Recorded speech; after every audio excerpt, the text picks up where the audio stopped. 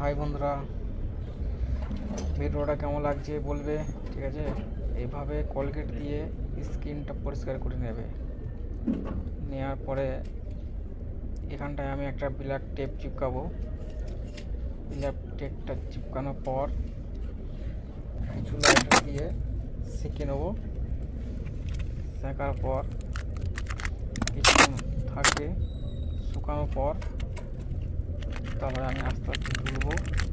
তোলার পরে ভালো করে স্কিনটা সাফ করব। সাফ করার পরে আমাদের ঘরে দেখাবো কত সুন্দর লাগবে।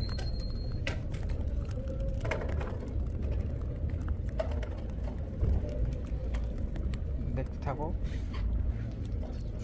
তবে এইভাবে লাইটার মেরে নেবে।